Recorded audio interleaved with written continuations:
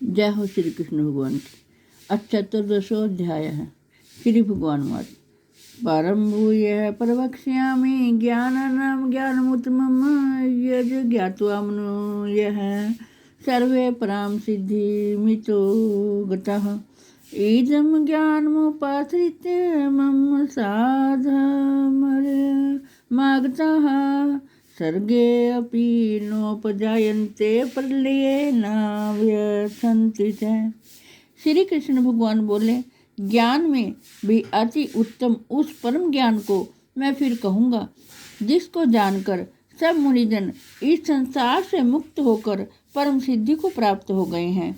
इस ज्ञान को आश्रय करके अर्थात धारण करके मेरे स्वरूप को प्राप्त हुए पुरुष सृष्टि के आदि में पुनः उत्पन्न नहीं होते और प्रलय काल में भी व्याकुल नहीं होते।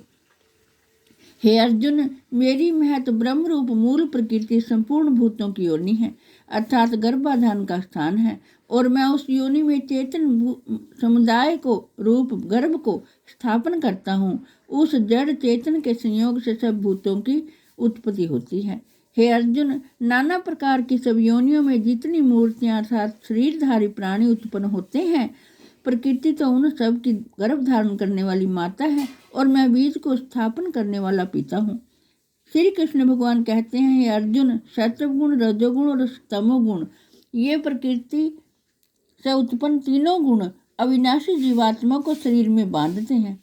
हे निष्पाप, उन तीनों गुणों में सत्व गुण तो निर्मल होने के कारण प्रकाश करने वाला है और विकार रहित है। वह सुख के संबंध से और ज्ञान के संबंध से अर्थात उसके अभिमान से बांधता है।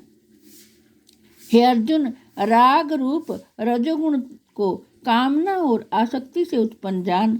वह इस जीवात्मा को कर्मों के और उनके फल के संबंध से बांधता है।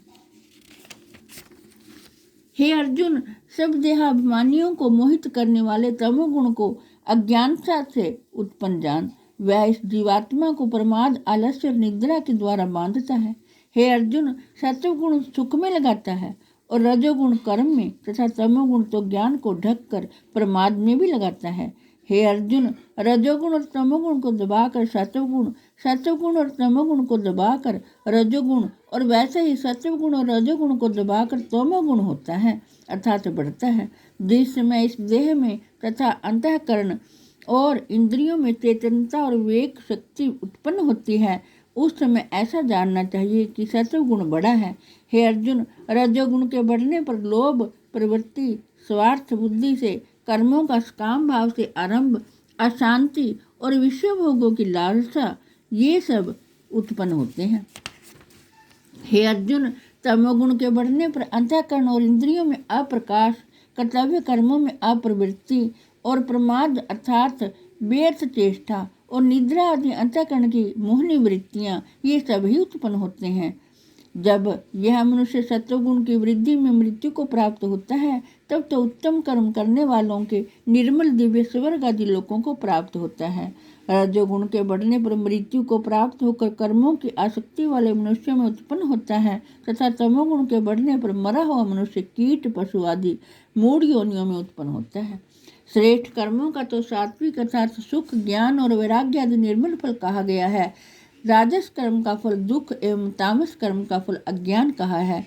सत्वगुण से ज्ञान उत्पन्न होता है और रजोगुण से निस्संदेह लोभ तथा तमोगुण से प्रमाद और मोह उत्पन्न होते हैं और अज्ञान भी होता है। सत्वगुण में स्थित पुरुष स्वर्ग आदि उच्च लोकों को जाते हैं। रजोगुण में स्थित राजस पुरुष मध्य में अर्थात मनुष्य लोक में ही रहते हैं और तमोगुण के कार्य रूप निद्रा प्रमाद और आलस्य आदि में स्थित तमाम तापस पुरुष अधोगति को अर्थात कीट पशु आदि नीच योनियों को तथा नरकों को प्राप्त होते हैं। जिस समय दृष्टा तीनों गुणों के अतिरिक्त अन्य किसी को करता नहीं देखता तथा तीनों गुणों से अत्यंत परे सच्चिदानंद घन स्वरूप मुझ परमात्मा को तत्व से जानता है, उस समय वह मेरे स्वरूप को प्राप्त होता है।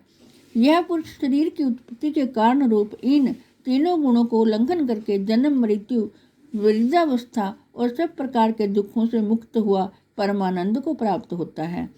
अर्जुन बोले, इन तीनों गुणों से अतीत पुरुष किन किन लक्षणों से युक्त होता है और किस प्रकार के आचरणों वाला होता है, तथा हे प्रभु, मनुष्य किस उपाय से इन तीनों गुणों से अतीत होता है।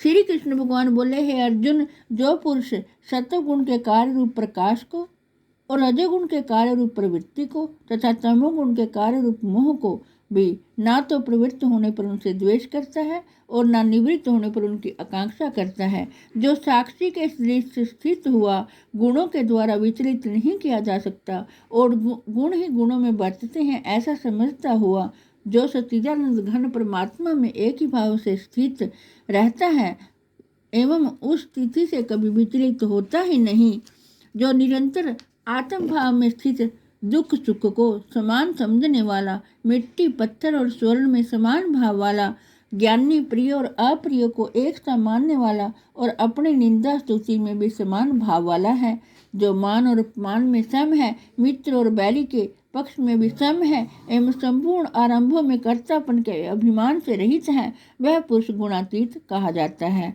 और जो पुरुष अव्यभिचारी भक्तियों के द्वारा मुझको निरंतर भजता है, वह भी इन तीनों गुणों को भली भांति लांघ कर सच्चिदानंद घन ब्रह्म को प्राप्त होने के योग्य बन जाता है, क्योंकि उस अविनाशी परब्रह्म का और अमृत का तथा नित्य धर्म का और अखंड एक रस का आनंद का आश्रय मैं हूँ। ओम तस्दिति श्रीमद् भगवद गीता उपनिषु ब्रह्म विद्यायाम योग शास्त्र श्री कृष्ण जन संबंध गुण त्रय भाग योगो नाम चतुर्दशोध्याय। जय हो कृष्ण भगवान।